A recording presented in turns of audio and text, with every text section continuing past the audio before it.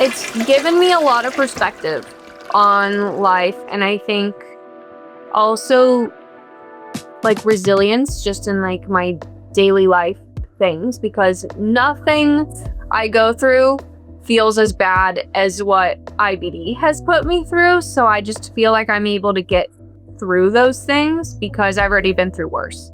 Welcome back to the Talking Shit podcast, presented by Colitis Unfiltered. My name is Frank Tabering, and today I have the pleasure in talking with Sarah, who got diagnosed with ulcerative colitis at age 23 in Washington, D.C. Sarah, it's a pleasure to have you on the show today. Hi, thank you so much for having me today. And thank you for taking the time to speak to me, specifically about your IBD journey. Let's just go straight into it and right to the beginning. Let's start with symptoms. What was it that, happened to you where you noticed that something was wrong, something was off, something that prompted you to go out there and seek some medical care? Yeah, I actually remember the very first symptom because it was very sudden and very severe.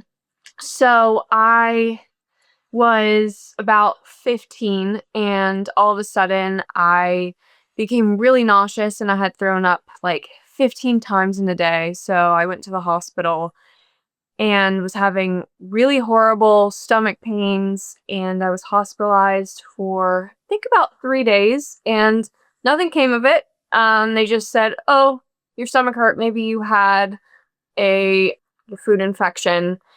And then after that, I started having recurring symptoms where I was having frequent bowel movements, a lot of stomach pain, and it would come and go. For me, for some reason, I always had flare-ups between February and August every single year. No doctor can explain why, but in the winter, I was always fine. And in the summer, I would have horrible flare-ups.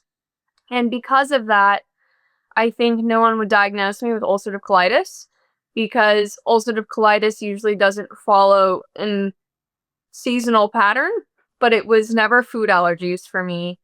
And so through the years, it just kept getting worse and my symptoms would worsen, and I was in so much pain. I would lose a ton of weight when I was in my flare-ups, and that was always just really difficult for me because I always wanted to be active and I couldn't be active when I'd lose all this weight, and I couldn't eat and I was throwing up and having so many bowel movements. So I'd go to doctors and I remember they would tell me, "Oh, you just have an eating disorder." And I didn't have an eating disorder, but because I became really thin, I would say I was having difficulty eating and I'm throwing up after eating. I had several GIs telling me, "Oh, it's probably just an eating disorder." Over the years, I had many colonoscopies when I was in a flare, and they would say that there was mild ulceration, but it's probably just IBS.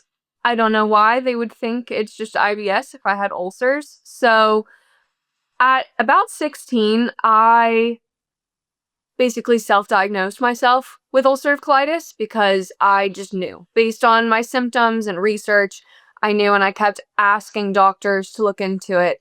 And I kept getting the eating disorder answer, or it's just IBS. So, and then in 2021, I went to law school in Washington, D.C., and my second year into law school, I got appendicitis. And when they took out the appendix and the pathology report came back that I had a tumor in my appendix that had caused the appendicitis. So in order to rule out that there was no cancer anywhere else in my intestinal tract, I had another colonoscopy. And during that colonoscopy, they diagnosed me with ulcerative colitis, which they said there's no more tumors, which is really exciting, but that I did have ulcerative colitis. And that was such a relief to hear because I knew for so long and I was having these horrible symptoms, and I was so excited because now I could finally get treatment. And I didn't know, I guess, what ulcerative colitis could consist of, other than I was scared that I needed to manage it so I didn't get colon cancer. But other than that, I didn't know what it would consist of other than needing to go to the bathroom many times a day. Wow. So a long journey before you were diagnosed. And if I did my math right, that means that between age 15 and age 23, you never received an official colitis diagnosis. Yes. Am I right? And no Yeah. treatment at all. Yeah. Wow, that's insane. I mean, I recently talked to somebody who made a very good point in saying that not every GI is specializing in IBD, right? Because I mean, we have this idea of like a gastroenterologist just being knowledgeable enough to pick up on a colitis or Crohn's diagnosis, just by doing colonoscopies. So what you're saying is that you've had several colonoscopies before actually having another colonoscopy that gave you the official diagnosis, right? Yes. Yeah. Wow. So you said that you sort of self-diagnosed earlier on, which basically means that, you've certainly came in contact with the term ulcerative colitis. But when at 23, your doctor at that time officially handed you the diagnosis, what went through your mind? Because obviously, I think ulcerative colitis was not a completely strange term to you. So were you more on the calmer side? Were you surprised? Like, how did you process that mentally? I remember just feeling a lot of relief that I had a name and like a label for what I was going through because it had been so many years of like really suffering with these GI issues and trying so hard to find an answer. So it kind of just felt like I was able to, like, the puzzle was finally put together. And like just diagnosing yourself with an autoimmune disease does not get you treatment. And I kind of sometimes just didn't believe myself because it would go away. And I didn't understand like flare ups that sometimes you are perfectly fine. And then other times you're gonna shit your pants on the way to the supermarket. So, like, I, whenever I would like improve, I just like no longer believed myself that I was sick. So getting that diagnosis was just such a relief, and I remember just being really excited that I was going to be able to be treated. hmm Yeah, absolutely. Okay, so official diagnosis at age 23. Now take us through the journey from there to where you are today. That was a crazy journey from, I think it was January 2023 I was diagnosed, and then by July 2025 I had an ostomy. So January 2023 I was put on a round of prednisone, which I loved because I had lost so much weight and then I was able to eat like 3 pizzas in one go. So I was like, "Oh, I'm going to be able to like regain all of this weight." And it was awesome. And then I was put on mesalamine, the oral mesalamine. So it's like the 6 giant pills a day. And I had taken the mesalamine for maybe like 6 months, and then I didn't realize how bad ulcerative colitis could get, and I thought, well, I've lived with it for this long, and I don't feel like taking 6 huge pills a day.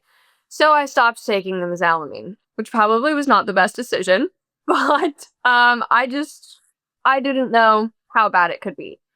And then through law school, I think the stress just really exacerbated my IBD, and then I was like in a non-flare up, I was using the bathroom probably 12 times a day. So I'd be leaving classes, coming back. I'd probably leave each 3-hour class like 4 times to go have a bowel movement. So that was pretty difficult. And just through law school, which was during my diagnosis, I just kept deteriorating, but kind of like fighting that so that I tried to fix it with like my diet. And I went on like an anti-inflammatory diet, and I tried the low FODMAP diet. And not really working, but then I went into like the season where I had less flare-ups and I started to improve a bit. And I remember my very last flare I had started around Christmas. I had this milkshake, and I remember the milkshake just like I had the worst stomach cramps from it. And I remember just like literally crying on the toilet. It was so painful and horrible. And then it never went back to normal. So then, I mean, I think I ended up like pooping in my pants like 4 times in several months when I was out in public, which was horrible. And then I was about to graduate law school and I was in the worst flare up of my life. It was so painful that I became like bedridden. And right before graduation, I was like, I need to get through graduation. Like, can I please have steroids? So I got steroids that day and I started a prednisone. So then, actually, the night I graduated, we went and had this like amazing pasta dinner. And I came home and I was in so much pain that I was like screaming and crying on my couch and in the bathroom. So eventually, I went to the hospital because I couldn't take it anymore. Like, I couldn't eat, I couldn't drink. So that was the first of my admissions, and that was over in May. And so I was there for a week, and they started me on Remicade. And so I was on Remicade and IV steroids, and I started to improve. So then they sent me home, and then within 2 days, I was in a ton of pain, arrived at the ER, like screaming and like begging for pain medicine because I was in so much pain. So then I was admitted again, and they did an endoscopy and a colonoscopy. And then the next day, I was already discharged because I improved pretty quick that time. So then I was, within a week, readmitted again, but at a different hospital where my GI had privileges. So I thought maybe I'll try here because I really trust my GI. And if his team's able to treat me, maybe it'll be a better outcome.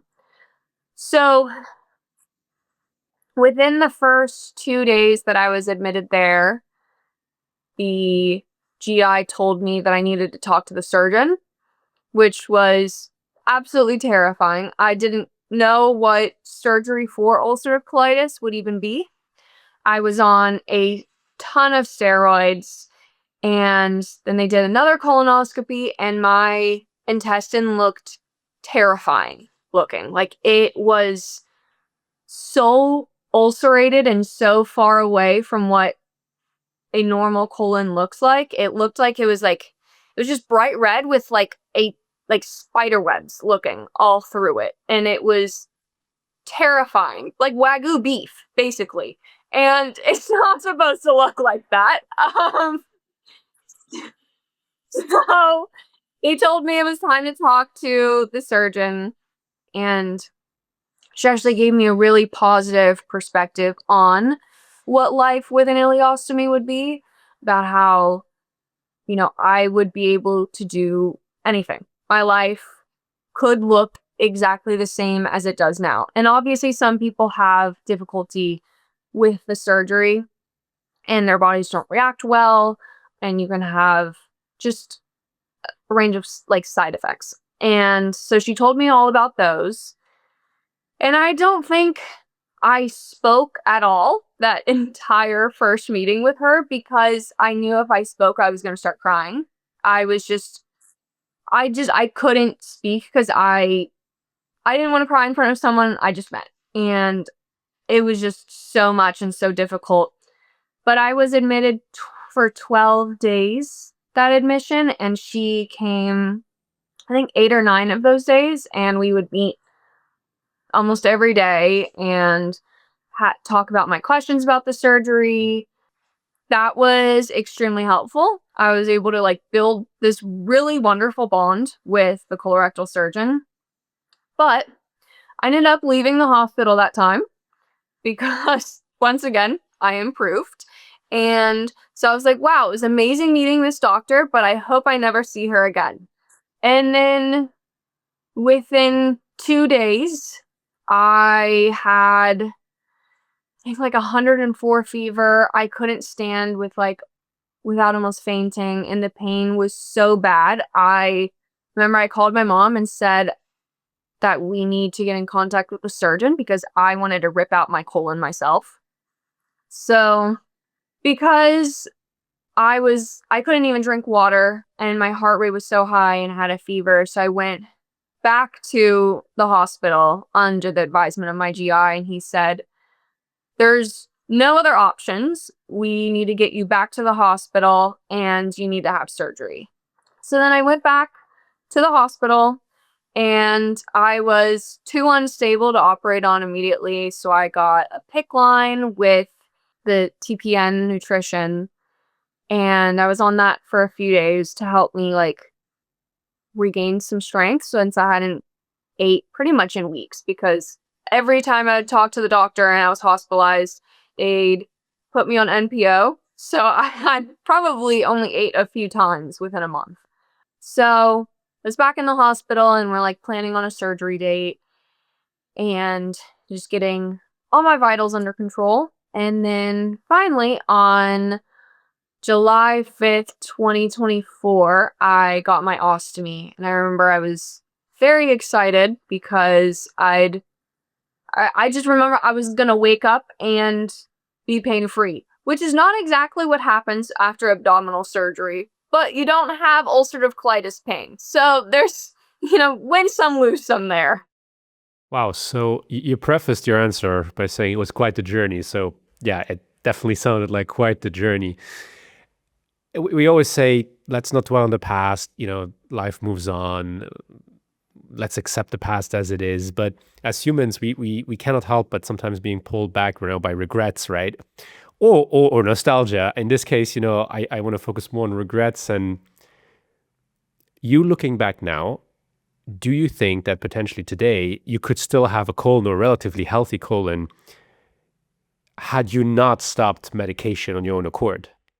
I thought about that a lot when right before surgery and the months after surgery. And I'm not sure. I I think it is definitely possible I wouldn't have needed an ostomy because maybe I could have stayed in remission and my colon gotten healthier, because I know that does happen for many people, that they're able to manage well with medications. I thought about that a lot, and then I realized, well, I can't really go back. And I think what made me feel better is I hated the pills, and managing an ostomy is easier than managing those pills was, at least my ostomy. So I think that's how it made me feel a little bit better, since I can't go back, is realizing I'd rather change a bag than take 6 giant pills. I think for me, I no longer feel regret. I definitely felt a lot of regret in the beginning because I think, at least for me, the news of needing an ostomy and then relearning how to do life in the beginning was very difficult, just mentally. It's a huge life change. Your body completely changes. It's not the body you've always been seeing. A stoma looks a little scary at first until you're used to it, because your brain's not used to being able to see an intestine. So that's a terrifying thing to see. So I think with all those things, I did feel a lot of regret because I wanted my body to be how it was before. I think after a while, I just really grown to love my ostomy and my life with my ostomy. And I've never in my life been this healthy. I'm able to be so active because I don't have the fatigue from ulcerative colitis. I'm never worried that I'm gonna poop my pants while doing something. I'm not in pain ever. It's insane to have gone over a year, like a year and a half almost now, without any intestinal pain, that is just mind-blowing for me. I haven't experienced that since I can't remember much of how my stomach felt before 15. So what I do remember is the many hours I sat on the toilet and in pain. So I think just now focusing more on my life with my ostomy helps a lot. And so I no longer feel regret, but I definitely did in the beginning when I was just working through all the feelings with getting an ostomy. Sure, absolutely, absolutely. So you've grown as a person, and you've grown to accept your fate in a sense. You touched on it. So we're arrived at the present now. You're living with an ostomy. There's a misconception sometimes that, having surgery is a cure, right? And a lot of people with ostomies, they still occasionally experience symptoms. I mean, sometimes more with Crohn's than with colitis potentially. Tell us now, how are you feeling today? Do you have any challenges in terms of just purely medically? Because I mean, living with a stoma can present its own little challenges here and there, but so just medically, physically, what's your life like right now post surgery? So, medically, I do not have any problems currently. Right after surgery, I did have a lot of complications, which we can touch on that next, but present tense, I don't have any any issues. I mean, I have no recurrence of my ulcerative colitis.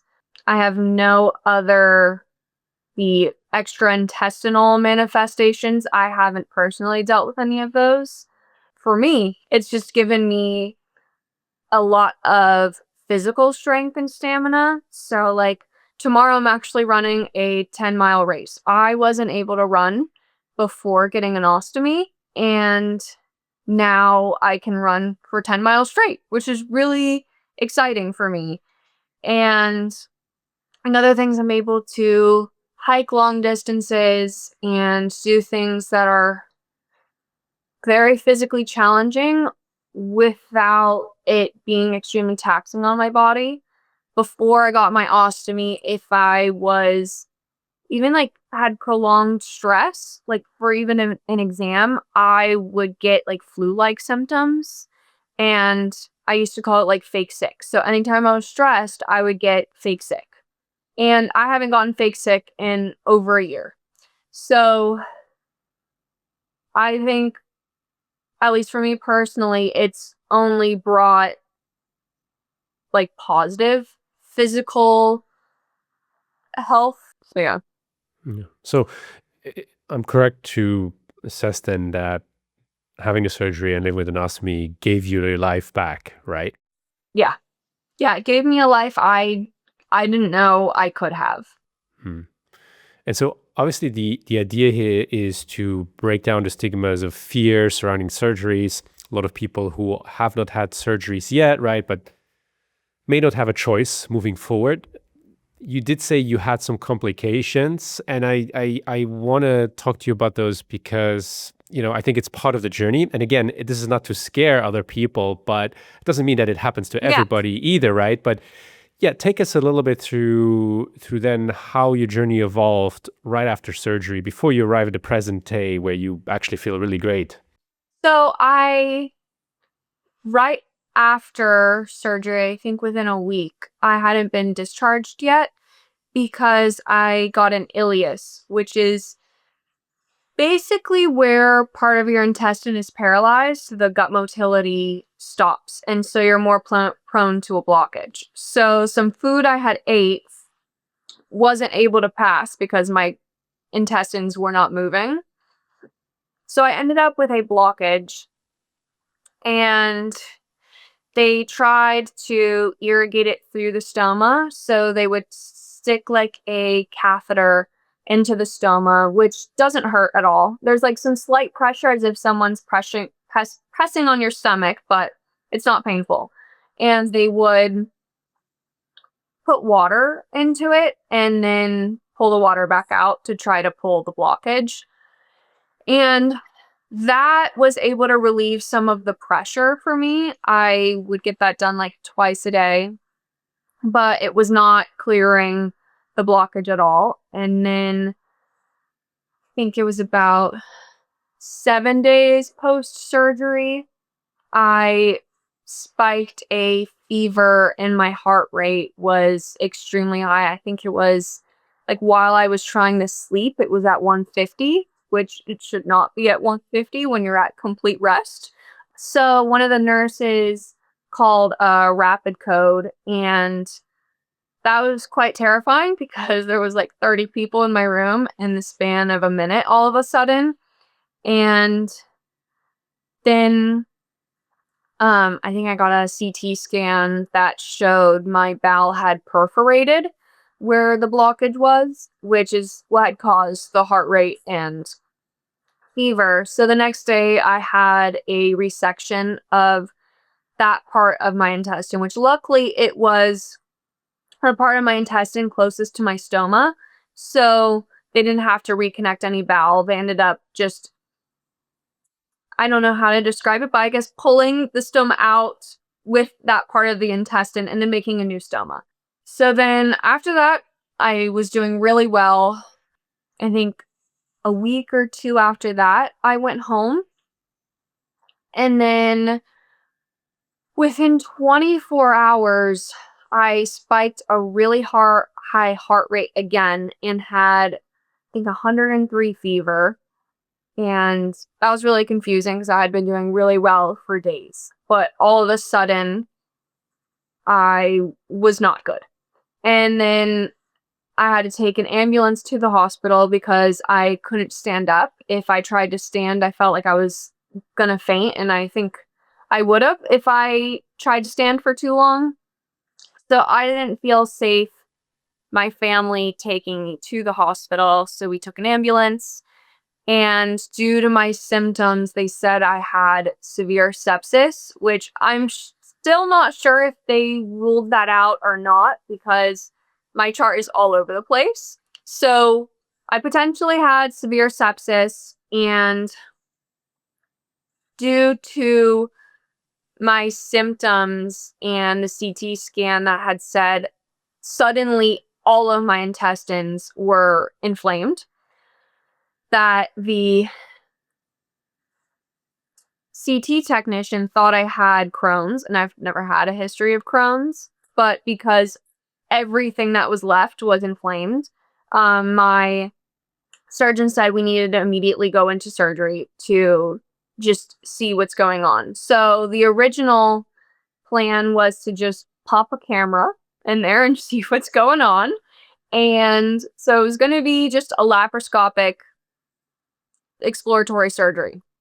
But they couldn't fit the camera in my abdomen because the pressure was so high that I ended up with a full laparotomy, which is like, now it's like a 6-inch scar, not maybe longer. But they opened me up, and as soon as I was opened, they said my heart rate started to decrease.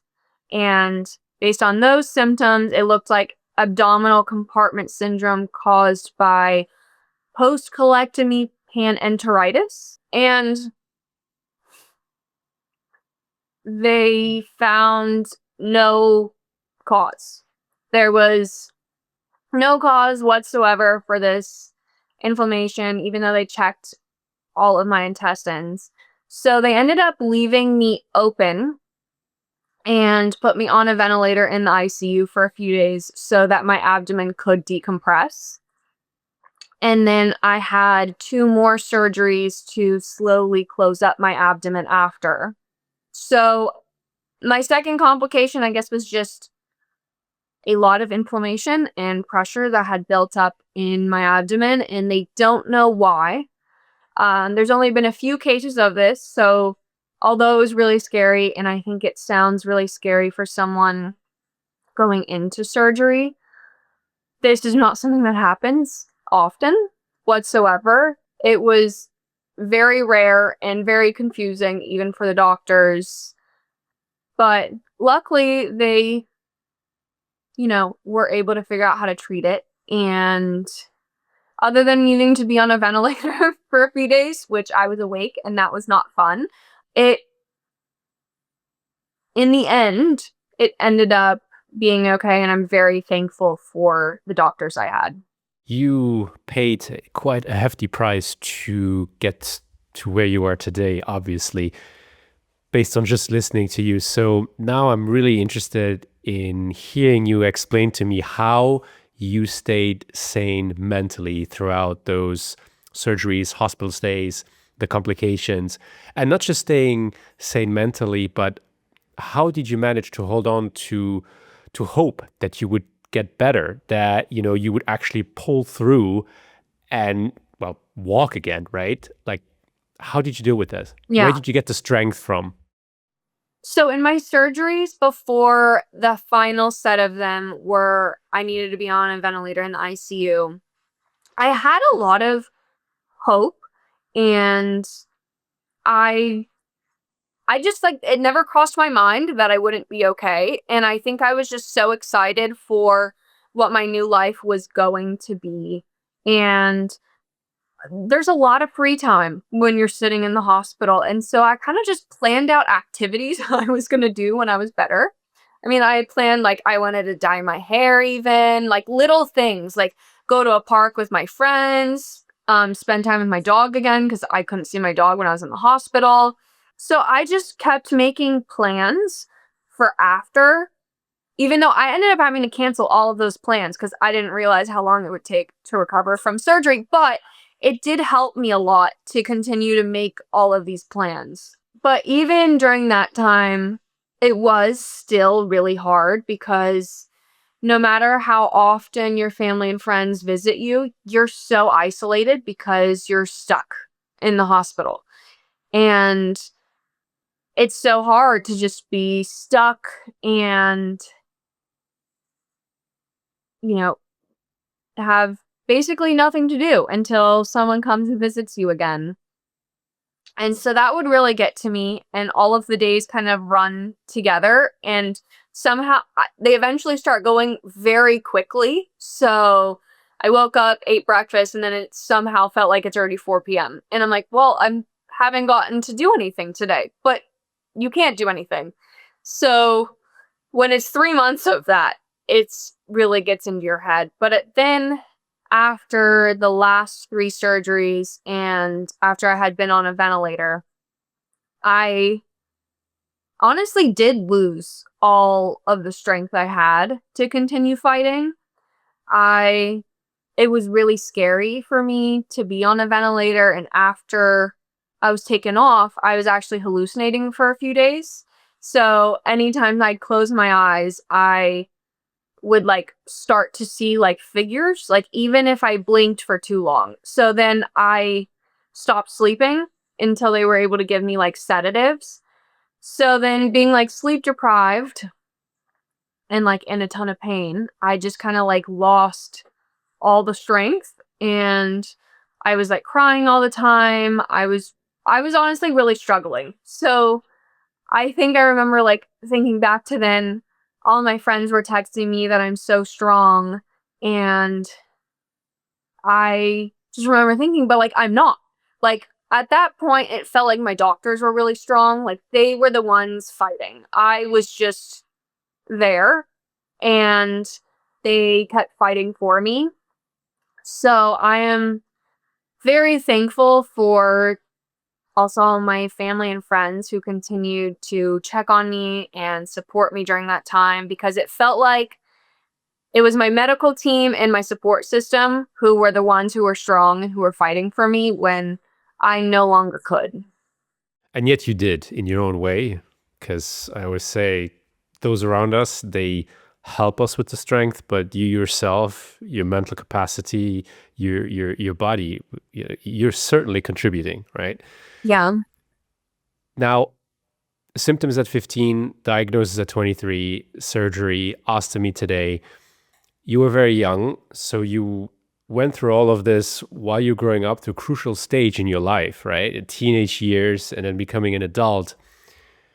Looking back at this quite extensive, quite hard journey, how has your IBD changed you as a person, you think? It's given me a lot of perspective on life, and I think also like resilience just in like my daily life things, because nothing I go through feels as bad as what IBD has put me through. So I just feel like I'm able to get through those things because I've already been through worse. And I think it's also on the funny side, it's given me a great sense of humor. I think it's like just really been able, allowed, well, I guess not allowed me, but made me be very comfortable with myself, because the choices were either be very uncomfortable with myself or to be extremely comfortable with myself. And my brain ended up choosing the latter. So I am the friend who everyone comes to talk about their poop. So my friends who are do not have IBD, don't have any kind of stomach problems, they will tell me about when they've had a weird poop, when their stomach hurts, just about poop in general. So I just make people feel very comfortable about it, and so I get the extremely TMI conversations with my friends. And I think I do appreciate that it's made people feel comfortable with vulnerable topics with me. But I guess on the negative side, it has, for like many years, it made body image very difficult, because I always wanted to be like strong in the gym and to like gain weight. And then every time I would have a flare up, I'd lose all of the strength and I would get really thin. And for some reason, my brain decided to think that when I lost weight, I was no longer lovable.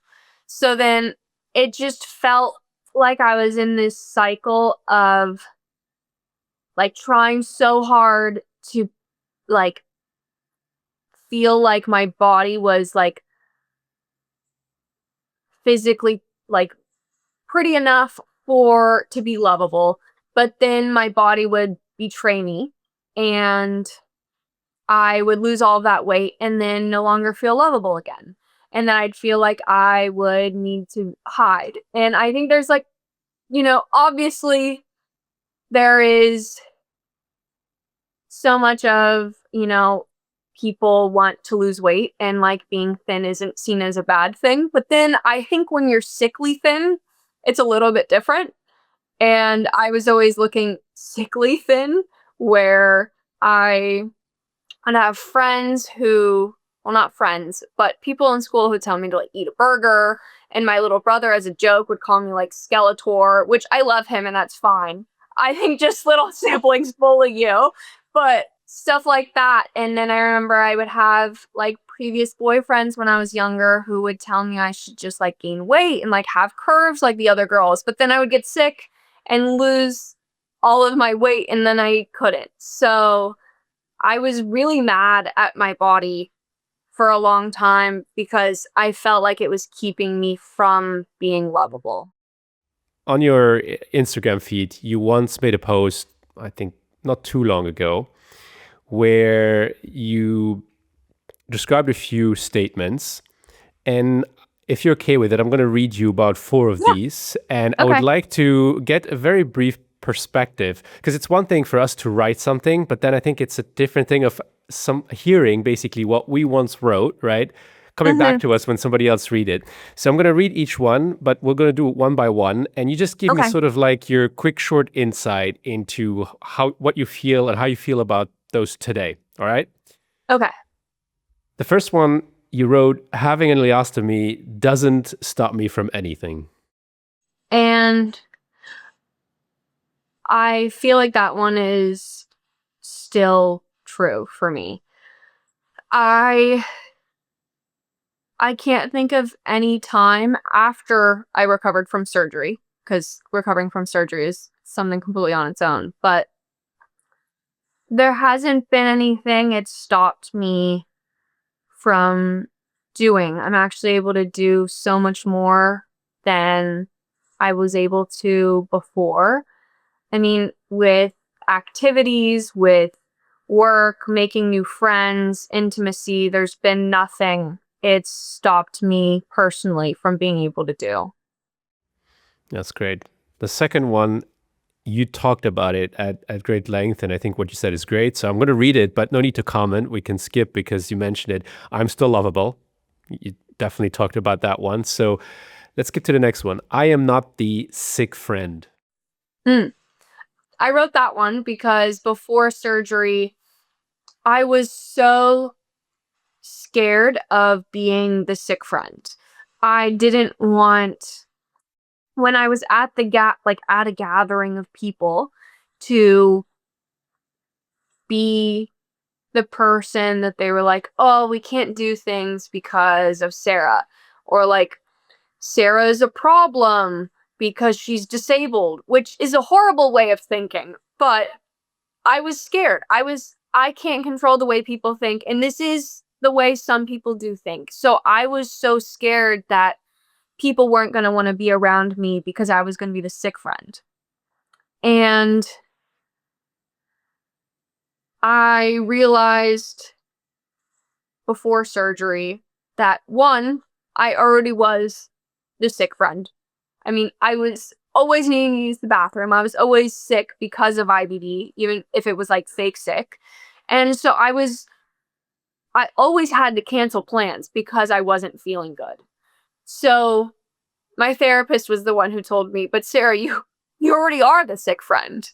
And that call out kind of made me feel a little better because I realized everyone in my life does still love me, even though I have always canceled plans. I've always needed accommodations for our hangouts or to find the nearest bathroom. Like our activities would be suddenly stopped because we need to emergently find a restroom, or like I need to go to the restroom in someone's front lawn, which has happened multiple times. So even though all of that has happened, I've never lost a friend from it. And for me, it's only created funny stories with my friends or like bonded us.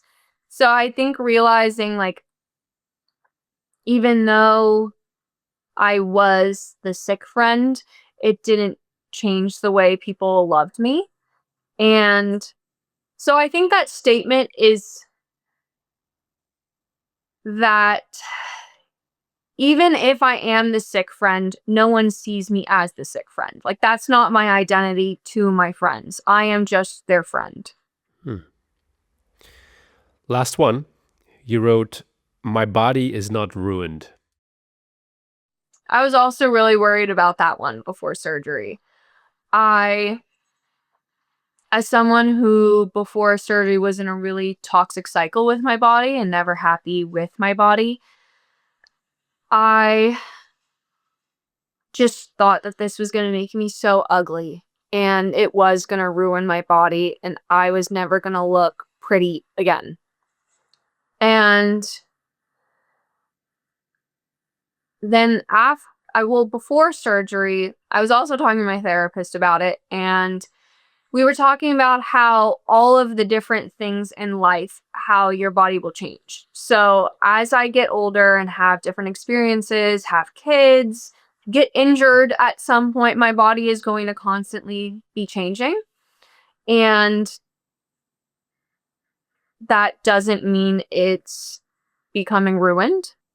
And I think now when I look at my body, I don't view it negatively ever.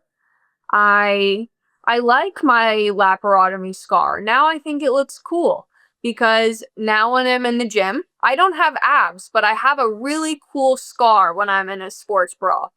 And I think that looks cool. And now when I look at my bag or I have the top of my bag out when I'm wearing certain pants, I don't ever look in the mirror and think, "Oh, my body's ruined now." I kind of view it almost like an accessory. Like, to me, I think it makes my body look cool and it's different, but not in a bad way. Hmm. So most of these statements, or all these statements, still feel true to you now, which is really, really great. I think what you just said about your body and your ostomy and what it looks like today, I think that's a really positive and a hopeful message. And of course, we want to always end on a hopeful note. But before we end, before we actually also look into the future, I want to travel back in time with you one last time. And I want you to tell me, and you can pick either one. Either pick diagnosis day, the official diagnosis when you were 23, or you can pick the 15-year-old you when the symptoms started. So pick one of the two and then tell me if you could speak to yourself at 15 or at 23, what would you say? I think I'd pick the 15-year-old me, and I would want to tell her that she's going to go through a lot, but she's also going to learn a lot through it. And even though there's going to be a lot of ups and downs, it's really going to be a journey. And there's so much that's going to come from it. So everything she will go through has a purpose and will help her become the best version of herself that she'll reach later on. Sound advice. I like the way you put that.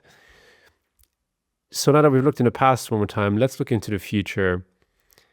This is a tough one to answer, but everybody sort of has at least a feeling about this one.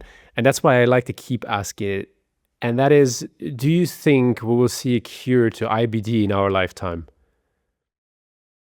I don't. There's so many different causes of IBD, it seems. And I think maybe they'll be able to cure some of them by figuring out what the root of it is. But I don't think there'll ever be a one-size-fits-all cure. So I'm honestly not sure. I have a feeling that no, only because IBD is so different for so many people and can be caused by so many things. But I do think, like with research, maybe some of the reasons that IBD comes about, maybe they'll be able to find a cure for those. That's a good way to put it. So, Sarah, your story is definitely one of resilience, but also a very deep introspection. So I want to thank you so much for taking the time today to share your journey. A lot of inspiration to find in there. And I'm very happy that you are at a stage now where you were able to reclaim your life. And I wish you nothing but the best moving forward. And thank you again for being with us today. Thank you. And thank you for letting me talk shit with you. That's it for today's episode of Colitis Unfiltered. I'm Frank Tabering, and if this hit home or hit your gut, do us a favor, subscribe to the show, and follow us at Colitis Unfiltered on YouTube, Substack, Instagram, Threads, TikTok, and Reddit. We'll see you soon for more inspiring stories from the bathroom floor.